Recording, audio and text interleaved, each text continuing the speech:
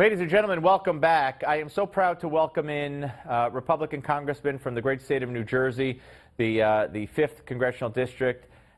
He is a member of the House Financial Services Committee, a member of the House Budget Committee. He is my congressman, okay? I've known this man since before he was a congressman. He's a 7-term member of the U.S. House of Representatives.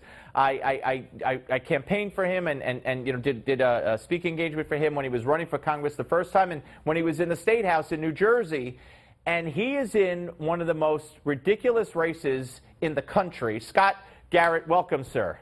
It's good to be back with you. Good to be talking with you. Thank you so much. I got to tell you, every day I drive to work, I see these billboards. You are Nazi. You have the Confederate flag wrapped around you. You hate veterans. You hate women. You're this. You're that. You're racist. It's like, what the heck? And then, of course, we find out that your opponent is a former Clinton speechwriter who's getting tons of money from the Democratic Party and is well versed in every dirty trick, filthy, lying way of running a campaign, I guess, that the Clintons have been privy to for all these years. Yeah. It is outrageous. This is one of the most outrageous campaigns anyone's ever seen. Normally a race like this is a $2 or $3 million race. This is a $15 million race because my opponent is, as you say, being funded by the outside left-wing groups, various super PACs. Nancy Pelosi has one huge super PAC, so pouring in around $10 million. And you're right on the money. My opponent is directly connected to the Clintons. Actually, the Clinton family consider him part of the Clinton family. They've said that. He was around as a speechwriter back during the Monica Lewinsky days, working for Bill Clinton at that time. And I guess, you know, he's learned a lot of tactics and running a campaign because it's been a nasty campaign. My opponents called me everything from an extremist terrorist to I hate kittens, literally, and everything in between. So it's just one of those campaigns. Well, they're also calling you, before we get to an ad where you had a write to the state's attorneys general, they're calling you an anti-Semite, and they're attacking your church, and they're calling your campaign manager, Sarah Neibart, whose parents fled the Holocaust, they're calling her an anti-Semite and attacking your church. Talk about that. Yeah, this is just so outrageous. You know, we were waiting for the September surprise, October surprise, November surprise. They just every 2 days there's a surprise from my opponents in this race. So this race, here's what happened in this one. A campaign piece of literature came from my opponent. It came from the Democrat Party, state party, basically attacking me, saying that I'm anti-Semitic, saying that I've never voted for aid to Israel, saying that I've never supported Israel. I mean, the lies on it are just complete. Anyone who knows my record knows that that's all untrue. I'm not anti-Semitic, that I support Israel, supported funding for the military and economic aid, see Israel as a strong ally, the only ally in the Middle East. We've talked about this over the years many, many times. Of course it's a lie. It is, and on this issue, this is one of the issues where I differ from my opponent. You know, I was out there on day one, opposed, for example, the Iran deal. Right. My opponent, where was he on day one? He was actually in Washington with those people who were supporting it. I was opposed to it. He was supporting it. And he didn't come out until after the dust settled, a month after the whole deal passed, wait until August, I guess it was. So on each issue, on the one side of the flyer, they were wrong. I do support Israel, do support funding, and so on and so forth. Flip that over. What do you see? He is now attacking my church. He is attacking my pastor.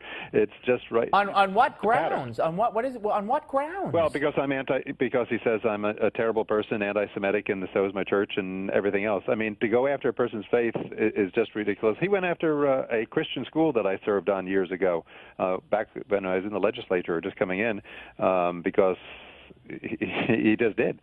And then to add insult to injury, now there's that was all paid for by him, that flyer.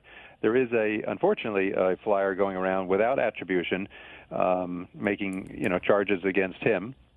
We know nothing about it, but it's out there. We condemned it because it's a nasty flyer. We don't do that sort of thing. He comes back, blames us. There's an article in one of the state papers over here blaming us as well, going after my campaign manager, who, by the way, is Jewish. Half of my campaign people, I guess, are Jewish. The Bergen Record despicably took that flyer with no attribution. They don't know who put that flyer out, right. And they're blaming you and your campaign for putting the flyer out without any proof. It's despicable. Right, and they blame and they say, well, when my campaign manager says gee, we should investigate it, gee, may this be a political ploy, they say, that's the same thing that the Nazis did after Kristallnacht before World War II. That is disgusting and despicable. And as a Jew, that's especially disgusting and despicable. I want to play for you this latest, because I saw billboards saying this, and I hear this ad. I heard this ad twice coming to work today. Let's play it. Oh boy. We've learned Scott Garrett is a fanatic and an unskilled liar. Now, we find out Garrett's under investigation for bribery and corruption, selling his votes for campaign cash. Now, we got a minute and a half left. Your attorneys wrote they used that document in that commercial, or on a billboard anyway, forgery. You're saying they forged a document. First of all, this is untrue. Are you under investigation for fraud, as they said, and selling your votes? No, absolutely not. And we proved that. We explained that all to the press. We explained it to our opponent, and it's absolutely untrue. But what is true is that my opponent actually forged the document that's on that TV ad. He actually admitted it to a state paper, and we filed a cease and desist order, I think it's called, and they actually pulled down some of their billboards, but they refused to pull down the ads. As you say, they continue to spread the lies. Could he be prosecuted for this after the fact, after the election? Sure. After the election, we have sent the letters to the appropriate state and federal agencies saying, look, it's in the paper where he has admitted that he has actually, as he put it, manipulated a federal document. Legally, it's a forgery of a federal document, right, and the proper authorities should be looking into it. Scott, give us a website so if people want to help you in this last-minute surge. Give us a site. Sure, it's GarrettForCongress.com. They can go there to donate. If they're in the 5th Congressional District, they can certainly vote. If they don't live here, just tell your friends, neighbors, and relatives who do live up here to come on board. Scott, you are a great man. I've known you for many, many years. You have a great family. God bless you, and I'm going to vote for you, and I'm going to tell everybody I know to do the same. Thank you, sir. Thanks so much. Appreciate it. All right.